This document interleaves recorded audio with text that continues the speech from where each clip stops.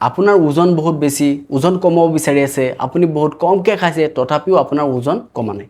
এনেকুৱা হৈ যায় যে 2 দিন 3 দিন আপুনি ডায়েট কৰিলে, দেখিলে আপোনাৰ ওজন অলপ কমিছে, কিন্তু আকৌ ওজন আগতকৈ বহুত বেছি বাঢ়ি যায়। ৰখক, সমস্যাটো আপোনাৰ হয়তোবা খোৱাৰ পৰিমাণত নহয়, আপুনি কিমানখিনি খাইছে, আপুনি কেতিয়া খাইছে, আপুনি কিমান এক্টিভলি ৱৰ্ক কৰি আছে, আপুনি এক্টিভ কিমান আছে মানুহজন, তাৰ ওপৰতহে বহুতখিনি নিৰ্ভৰ কৰে। আজিৰ এই ভিডিঅ'ত আপোনালোকক জনাম যে ওজন কমোৱাৰ 7টা প্ৰেক্টিকেল নিয়ম।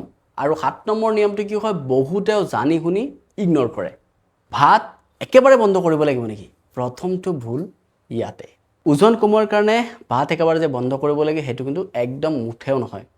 ওজন কমোৱাৰ কাৰণে ভাত কিমানখিনি খাইছে, কিমান কেলৰি ইনটেক কৰিছে সেইটো মেটাৰ কৰে।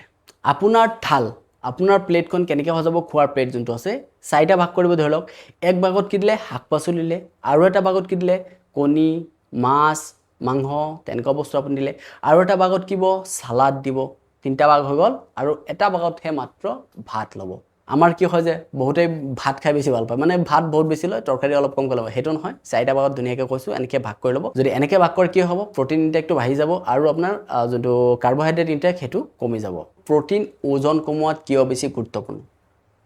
খালি যদি আপুনি ভাত কমায়, ভাত একদম কম খালে যে আপোনাৰ ওজন কমি যাব সেইটো নহয়, আপোনাৰ প্ৰটিন কিমান খাইছে সেইটো মেটাৰ কৰে।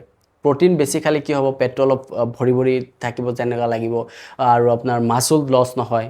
ঠিক আছে, ওজন কমিব, ফেট লছ হ'ব, কিন্তু আপোনাৰ মাচুল লছ নহয়। সেইকাৰণে আপোনাৰ ডেইলি ডায়েটত মাছ, কণী, মাংস এনেকুৱা ধৰণৰ বস্তু ডেইলি খাব চেষ্টা কৰিব। প্ৰটিন ইনটেকটো আপুনি বেলেঞ্চত ৰাখিব চেষ্টা কৰিব। দ্বিতীয়টো পইণ্ট হৈছে যে আপুনি এই 3টা বস্তু 3টা কাম একদম কমাব লাগিব। প্ৰথমটো হৈছে হাই চুগাৰী ড্ৰিংক, য'ত নেকি বহুত বেছি চুগাৰ থাকে, ক'ল্ড ড্ৰিংক, সেইবিলাক আপুনি বন্ধ কৰিব লাগিব।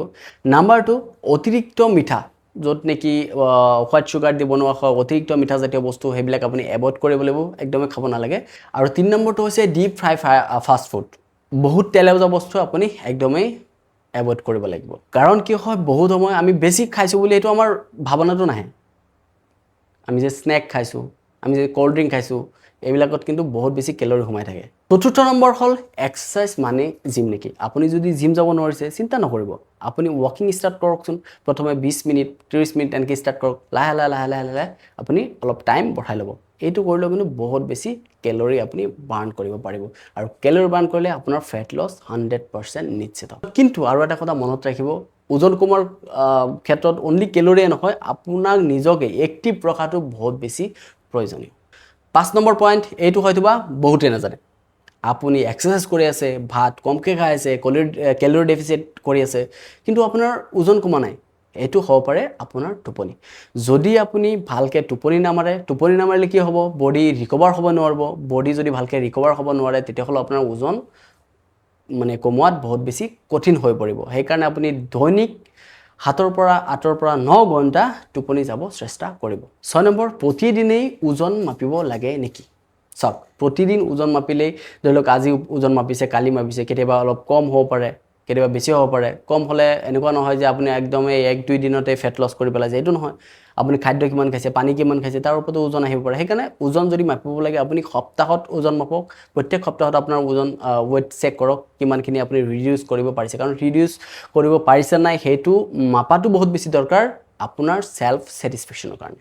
7 নম্বৰ পইণ্ট আৰু বহুত বেছি গুৰুত্বপূৰ্ণ হয়। আপুনি ডায়েট কৰি আছে ঠিকেই, আপুনি এক্সাৰচাইজ কৰি আছে ঠিকেই, টোপনিও ধুনীয়াকৈ মাৰিছে, চব ঠিকে আছে, তেতিয়াও আপোনাৰ ওজন কমা নাই। যদি এনে হয়, তেতিয়াহ'লে আপুনি ঘৰুৱা উপায়ৰ ওপৰতে নিৰ্ভৰ কৰি নাথাকিব। কাৰণ কিছুমান ডিজিজ আছে, কিছুমান বেমাৰ আছে, যদি সেইবিলাক আপোনাৰ হৈ থাকে, তেতিয়াহ'লে কিন্তু ওজন আপোনাৰ সহজে নকমে। যদি থাইৰয়ড মেডিকেশ্যন লৈ আছে, এনেকুৱা আপোনাৰ ষ্টেৰইড ড্ৰাগছ কিছুমান আছে, সেইবিলাক যদি লৈ আছে, তেতিয়াহ'লে আপোনাৰ ওজন কিন্তু কম নহয়। কিছুমান চাইছে নহয়, ডেক্সনা খাই ওজন বৃদ্ধি কৰি দিয়ে। যদি এনেকুৱা ধৰণৰ মেডিকেশ্যন আপোনাৰ চলি আছে, ডেক্সনা টাইপ মেডিকেশ্যন যদি চলি আছে, তেতিয়াহ'লে হয়তো আপোনাৰ ওজন কমোৱাত বহুত বেছি টাফ হৈ পৰিব। আৰু এটা কথা মনত ৰাখিব, লক্ষ্য কেৱল এইটো নাৰাখিব যে মোৰ ওজনে কমাব লাগিব। লক্ষ্য এইটো ৰাখক যে মোৰ ফেট লছ কৰিব লাগিব, আৰু হেল্ডি ৱেইট যাতে মোৰ থাকে। যদি এইটো ভিডিঅ' আপোনালোকৰ ভাল লাগিছে, তেতিয়াহ'লে এটা লাইক কৰি কমেণ্টত জনাব। যদি অন্য কিবা টপিকৰ ওপৰত আপোনালোকৰ ভিডিঅ' লাগে, কমেণ্টত জনাব, মই দিব চেষ্টা কৰিম। আৰু এনেকুৱা সহজ অসমীয়া ভাষাত যদি আপোনালোকে আৰু ভিডিঅ' লাগে, তেতিয়াহ'লে চেনেলটো ছাবস্ক্ৰাইব কৰি থ'ব। ধন্যবাদ।